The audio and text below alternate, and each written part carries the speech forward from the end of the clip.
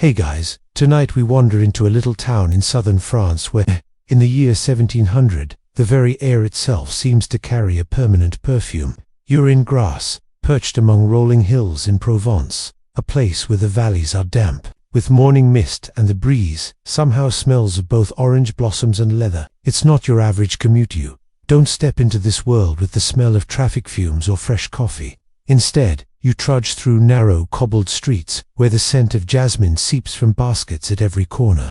The truth is, if you're allergic to pollen, you probably won't survive this stroll. So, before you get comfortable, take a moment to like the video and subscribe, but only if you genuinely enjoy what I do here. And while you're at it, drop a comment telling me where you're listening from and what time it is right now. I'm always curious how many of you are drifting off at sunrise, while others are already halfway through tomorrow. Now dim the lights, maybe turn on a fan for that soft background hum, and let's ease into tonight's journey together. You step closer to the heart of Grasse, the town that's just beginning to style itself as the perfume capital of Europe. At this point, it's not yet the glittering perfumery museum destination that tourists know today. It's a working town, bustling with mule carts, laundry lines strung across alleyways, and housewives yelling to each other in thick Provençal dialects. But what defines it most is the fragrance: roses piled in wicker baskets, lavender bundled into sheaves, vats of boiling herbs sending up spirals of scented steam. Historians still argue whether Grasse's dominance in perfume making came more from its climate-mild winters and long dry summers, or from its leather tanning industry that demanded flowers to cover the stench of hides. It's here, on this uneven stone road, that you notice the odd duality. The air can smell heavenly one moment, then suddenly shift into something more pungent.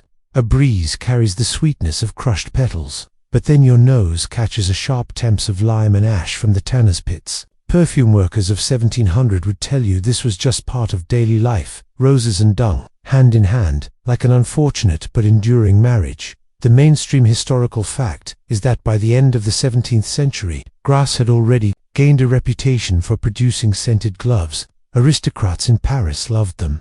Imagine slipping on soft kid leather infused with orange blossom oil, not just as a fashion statement, but as a defense against what they thought were dangerous miasmas in the air. Meanwhile, here in town, apprentices are still hauling water up steep alleys, carrying piles of hides on their shoulders, and wiping sweat from their brows before returning to crush blossoms under stone presses. But then there's a quirky tidbit: goats. Yes, goats always hovering around the edges of these perfumed fields, nibbling flowers they weren't supposed to touch. Workers used to complain that goats ruined crops of jasmine, yet some cheeky locals swore goat's breath carried its own musky perfume, practically a poor man's cologne.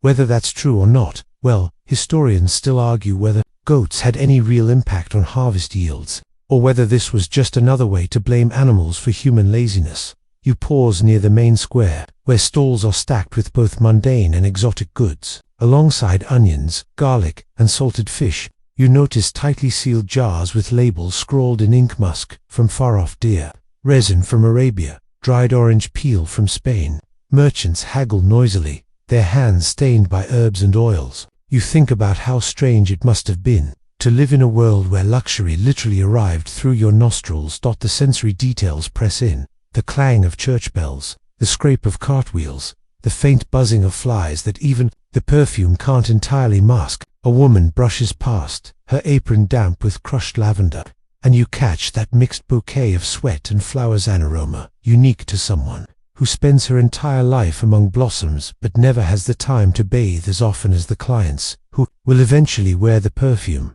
You stand there, absorbing the reality that for workers in 1700, the scent of Grasse wasn't optional. It was inside their hair, on their skin, in the fibers of their clothing. Whether they loved or hated it, there was no escaping the perfume. And maybe that's why, even as night fell and shutters closed, the air still seemed heavy with roses, lavender, and just a whisper of leather perfume that clung to dreams as stubbornly as it did to gloves. You drift a little further into the maze of narrow lanes, and suddenly the town feels smaller, tighter, as if the walls themselves have absorbed centuries of scent. Imagine it: stone buildings that never really lose the smell of whatever has been cooked, boiled, or distilled inside them. You lean against a sun-warmed wall, and it practically exhales lavender, smoke, and faint vinegar all at once. If you've ever tried to get the smell of onions out of a cutting board, you know the struggle, except here.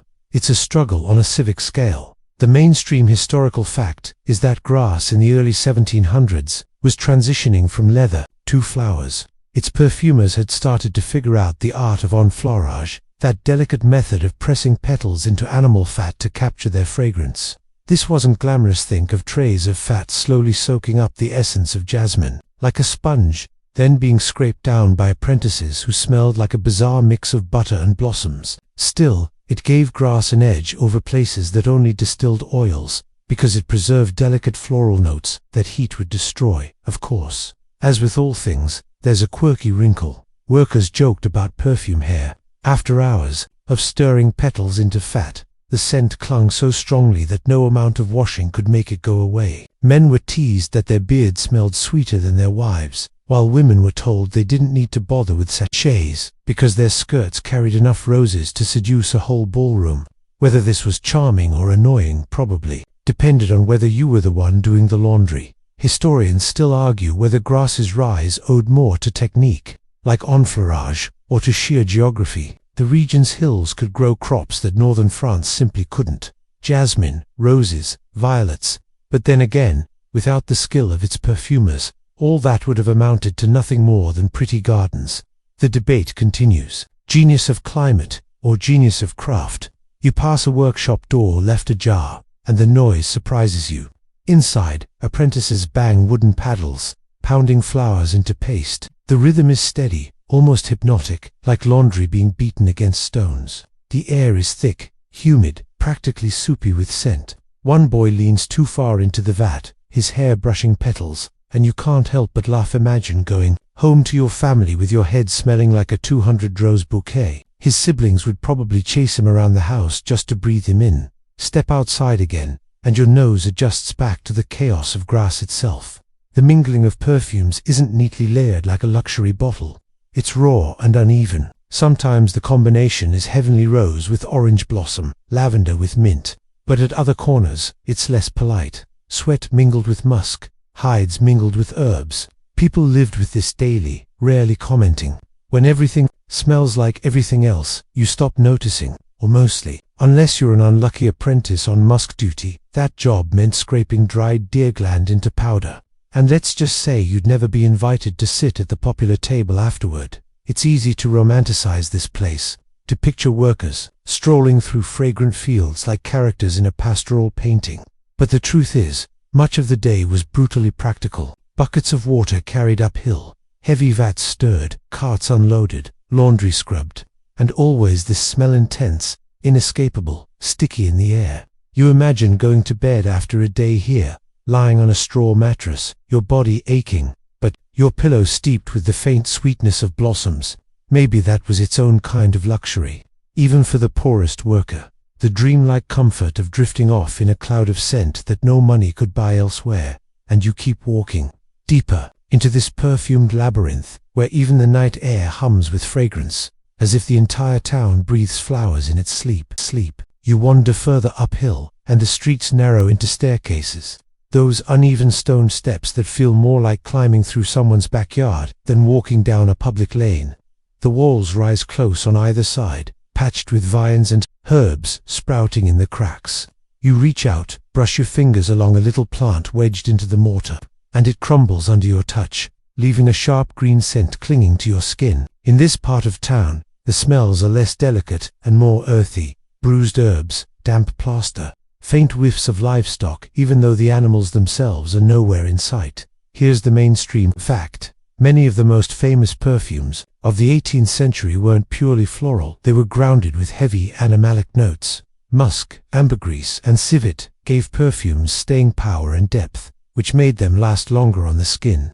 A spritz of rose oil on its own vanished quickly, but pair it with a whisper of musk, and it clung all day. That's why perfumers prized these materials, though working with them wasn't exactly a rose-petaled picnic. Now for the quirky side. Civet, for example, came from scraping the secretions of a civet cat. Workers joked that the cats were the true aristocrats of perfume lounging, while humans did all the dirty work.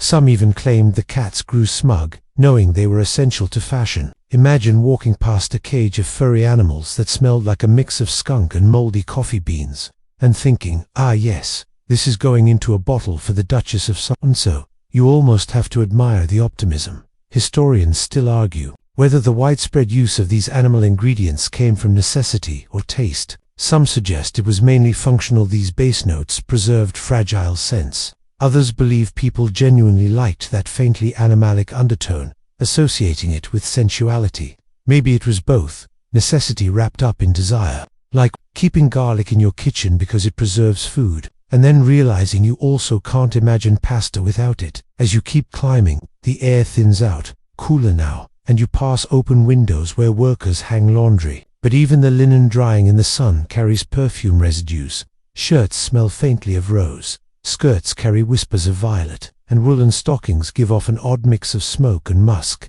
as though they've been both perfumed and scorched. One woman leans out to shake a sheet, and the motion releases a little cloud of floral dust that tickles your nose. You sneeze quietly, of course, and wonder if people of the time even noticed how saturated their world was. There's something strangely intimate about these scents, clinging to everyday objects. Imagine buying a loaf of bread, and it comes wrapped not in paper, but in the faint aroma of lavender from the baker's apron, or sitting in church beside someone whose prayer book smells faintly of ambergris.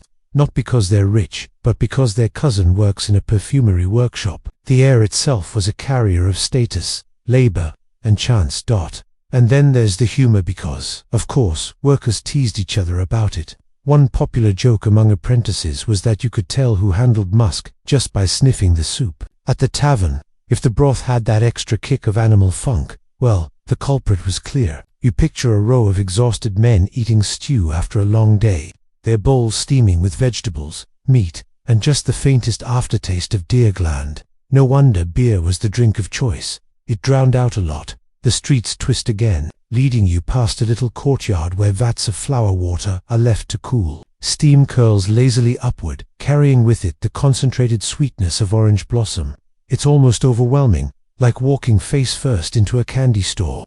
You breathe it in anyway, because there's something about this mixture of labor, mess, and beauty that feels oddly grounding.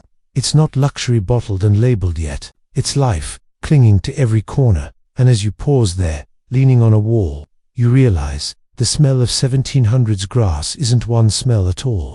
It's a patchwork quilt of odors, stitched together by work, laughter, and compromise. Sweetness, layered over sweat, roses draped over musk, lavender floating above tanneries, and somehow, impossibly, it all works just enough to keep you curious. Step after step, through this sleepy, fragrant town, you drift toward the river, where the water runs slow and brown, carrying faint ripples of whatever the workshops upstream have dumped in. The smell shifts again, damp, mossy, mixed with something that reminds you of boiled petals left too long. In a pot, down by the banks, women rinsed cloth, and men scrubbed the large copper distilling vessels, their sleeves rolled to the elbow, splashing themselves as much as their tools. The air is alive with the clash of clean water against dirty labor. Here's a grounded fact. The extraction of scent from flowers wasn't a simple matter of plucking and bottling. Distillation was the standard method, using steam to carry the fragrant oils out of petals.